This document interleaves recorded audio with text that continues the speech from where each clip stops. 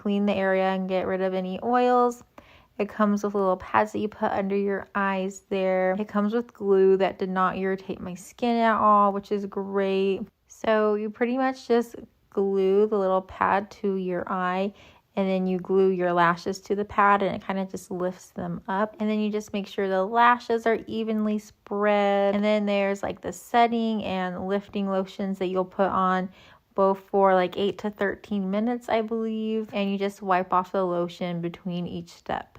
I've had this professionally done before, and I really like the results, so I wanted to find a cheaper way to do it at home, and I really feel like this worked great. I was super happy with the results. You can see here I did the left eye, and then the right eye I did not do, and you can definitely see the difference. And since my eyelashes turned out great, I wanted to try out my eyebrows.